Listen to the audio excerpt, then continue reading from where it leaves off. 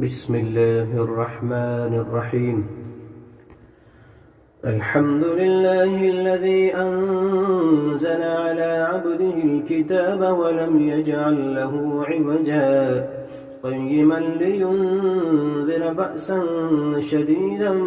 من لدنه ويبشر المؤمنين الذين يعملون الصالحات أن لهم أجرا حسنا ماكثين فيه أبدا وينذر الذين قالوا اتخذ الله ولدا ما لهم به من علم ولا لآبائهم كبرت كلمة تخرج من أفواههم إن يقولون إلا كذبا فلعلك باخع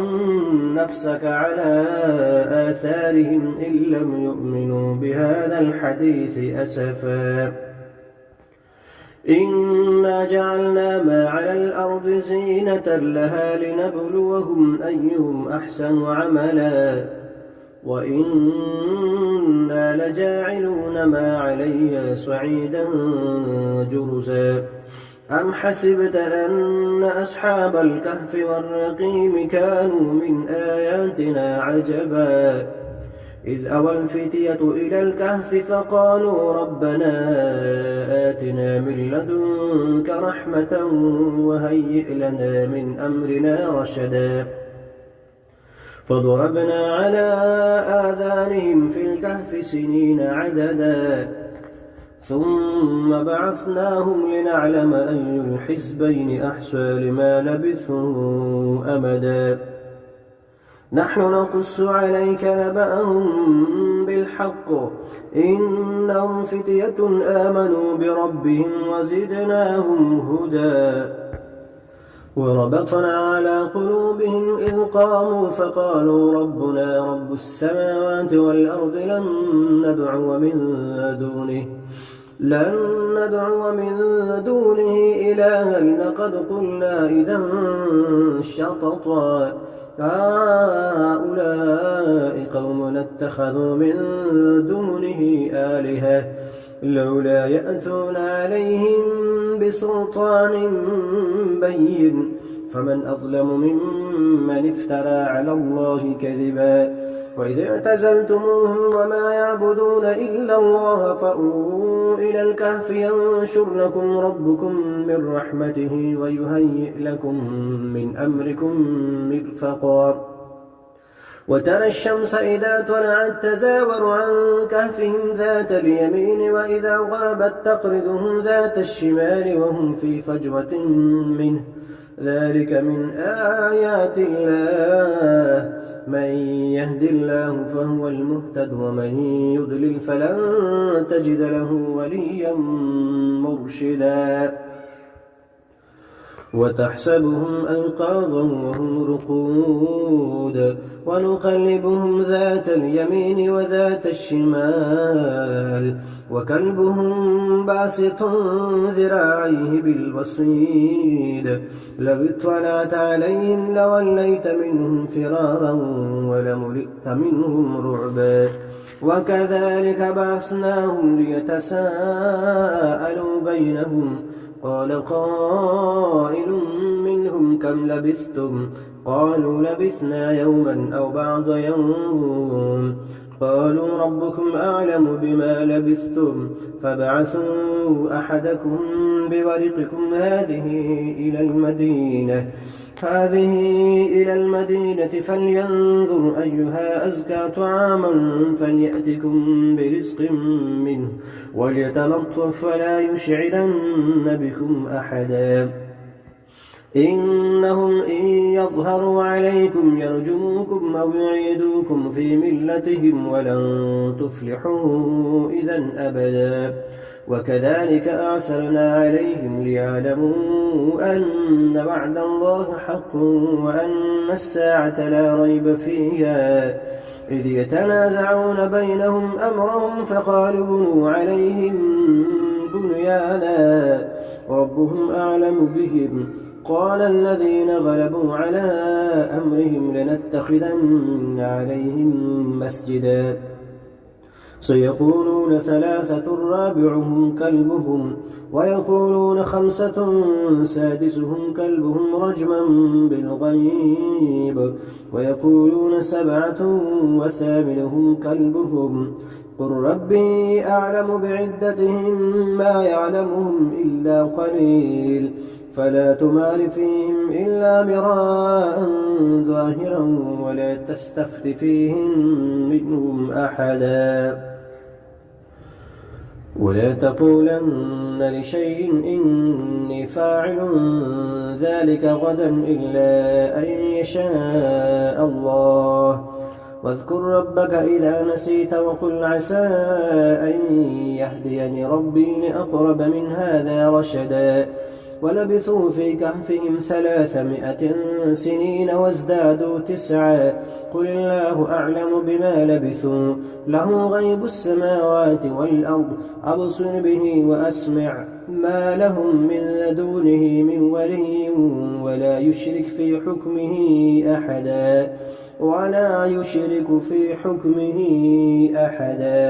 واتل ما أوحي إليك من كتاب ربك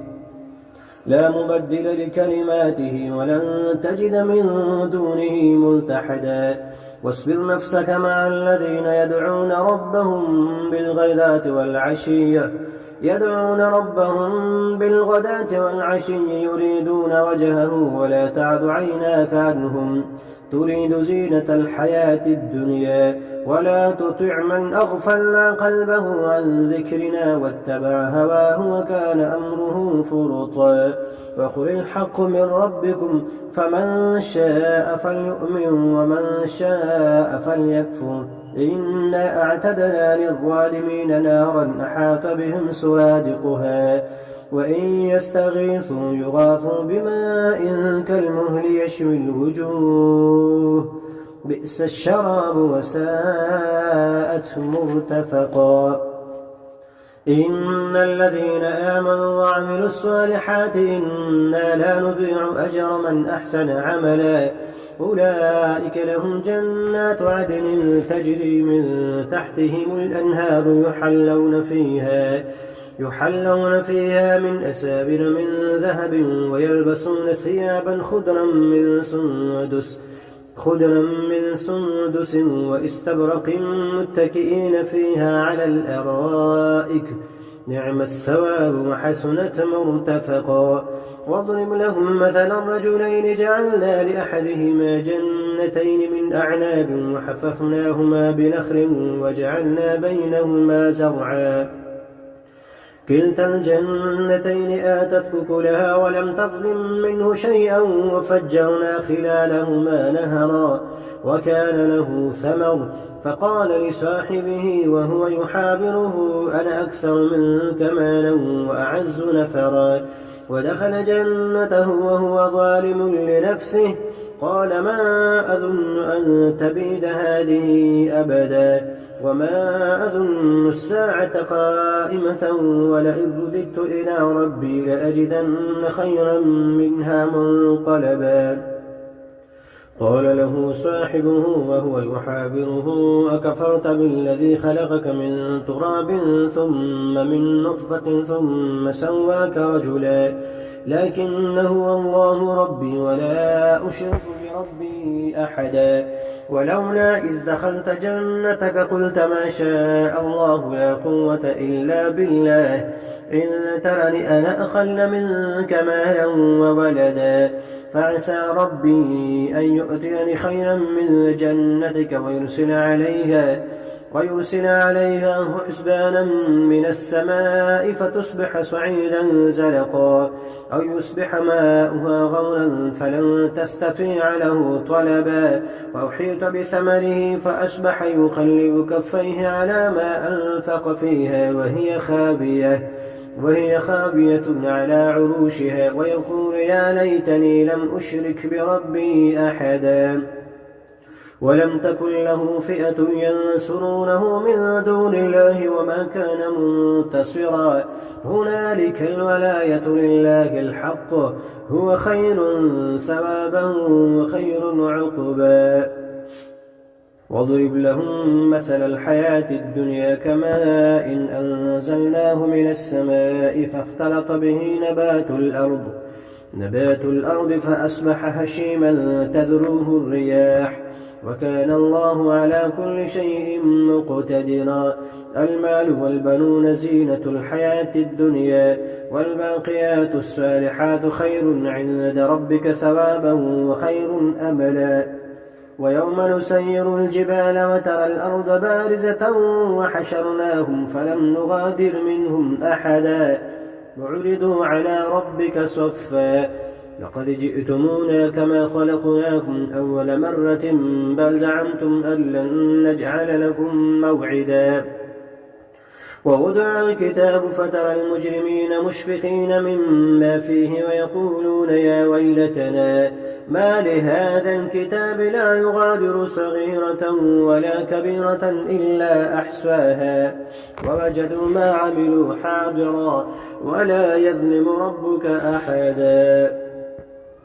وإذ قلنا للملائكة اسجدوا لآدم فسجدوا إلا إبليس كان من الجن ففسق عن أمر ربه أفتتخذونه وذريته أولياء من دوني وهم لكم عدو بئس للظالمين بدلا ما أشهدتم خلق السماوات والأرض ولا خلق أنفسهم وما كنت متخذ المضلين عضدا ويوم يقول نادوا شركائي الذين زعمتم فدعوهم ولم يستجيبوا لهم وجعلنا بينهم موبقا ورأى المجرمون النار فظنوا أنهم مواقعوها ولم يجدوا عنها مصرفا ولقد صرفنا في هذا القرآن للناس من كل مثل وكان الإنسان أكثر شيء جدلا وما منع الناس أن يؤمنوا إذ جاءهم الهدى ويستغفروا ربهم إلا أن تأتيهم سنة الأولين أو يأتيهم العذاب قبلا وما نرسل المرسلين إلا مبشرين ومنذرين ويجادل الذين كفروا بالباطل ليدحضوا به الحق واتخذوا آياتي وما أنذروا هزوا ومن أظلم ممن ذكر بآيات ربه فأعرض عنها ونسي ما قدمت يداه إنا جعلنا على قلوبهم أكنة أن يفقهوه وفي آذانهم وقرا وإن تدعهم إلى الهدى فلن يهتدوا إذا أبدا وربك الغفور ذو الرحمة لو يؤاخذهم بما كسبوا لعجل لهم العذاب بل لهم موعد لن يجدوا من دونه موئلا وتلك القرى أهلكناهم لما ظلموا وجعلنا لمهلكهم موعدا وإذ قال موسى لفتاه لا أبرح حتى أبلغ مجمع البحرين أو أمضي حقبا فلما بلغا مجمع بينهما نسيا حوتهما فاتخذ سبيله في البحر سربا فلما جاوزا قال لفتاه آتنا غداءنا لقد لقينا من سفرنا هذا نصبا قال أرأيت إذ أوينا إلى الصخرة فإني نسيت الحوت وما أنسانيه إلا الشيطان أن أذكره واتخذ سبيله في البحر عجبا قال ذلك ما كنا نبغي فارتد على آثارهما قصصا فوجدا عبدا من عبادنا آتيناه رحمة من عندنا وعلمناه من لدنا علما قال له موسى هل أتبعك على أن تعلمني مما علمت رشدا قال إنك لن تستطيع معي صبرا وكيف تصبر على ما لم تحط به خبرا قال ستجدني إن شاء الله صابرا ولا أعصي لك أمرا قال فإن اتبعتني فلا تسألني عن شيء حتى أحدث لك منه ذكرا فانطلقا حتى إذا ركبا في السفينة خرقها قال أخرقتها لتغرق أهلها لقد جئت شيئا إمرا قال ألم أقل إنك لن تستطيع معي صبرا قال لا تؤاخذني بما نسيت ولا ترهقني من أمري عسرا فانطلقا حتى إذا لقيا غلاما فقتله قال أقتلت نفسا زكية بغير نفس لقد جئت شيئا نكرا قال ألم نقل لك إنك لن تستطيع معي صبرا قال إن سألتك عن شيء بعدها فلا تصاحبني قد بلغت من لدني عذرا فانطلقا حتى إذا أتيا أهل قرية استطعما أهلها فأبوا أن يضيفوهما فوجدا فيها جدارا يريد أن ينقض فأقامه قال لو شئت لاتخذت عليه أجرا قال هذا فراق بيني وبينك سأنبئك بتأويل ما لم تستطع عليه صبرا أما السفينة فكانت لمساكين يعملون في البحر فأردت أن أعيبها وكان وراءهم ملك يأخذ كل سفينة غصبا وأما الغلام فكان أبواه مؤمنين فخشينا أن يرهقهما طغيانا وكفرا فأردنا أن يبدلهما ربهما خيرا منه زكاة وأقرب رحما وأما الجدار فكان لغلامين يتيمين في المدينة وكان تحته كنز لهما وكان أبوهما صالحا فأراد ربك أن يبلغا أشدهما ويستخرجا كنزهما رحمة من ربك وما فعلته عن أمري ذلك تأويل ما لم تستطع عليه صبرا ويسألونك عن ذي القرنين قل سأتلو عليكم منه ذكرا إنا مكنا له في الأرض وآتيناه من كل شيء سببا فأتبع سببا حتى إذا بلغ مغرب الشمس وجدها تغرب في عين حمئة ووجد عندها قوما قلنا يا ذا القرنين إما أن تعذب وإما أن تتخذ فيهم حسنا قال أما من ظلم فسوف نعذبه ثم يرد إلى ربه فيعذبه عذابا نكرا وأما من آمن وعمل صالحا فله جزاء الحسنى وسنقول له من أمرنا يسرا ثم أتبع سببا حتى إذا بلغ مطلع الشمس وجدها تطلع على قوم لم نجعل لهم من دونها سترا كذلك وقد أحطنا بما لديه خبرا ثم أتبع سببا حتى إذا بلغ بين السدين وجد من دونهما قوما لا يكادون يفقهون قولا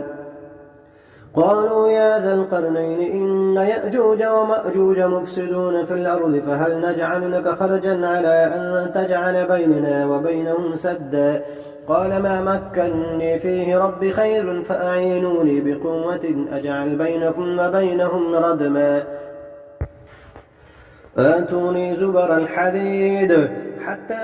إذا ساوى بين الصدفين قال انفخوا حتى إذا جعله نارا قال آتوني أفرغ عليه قطرا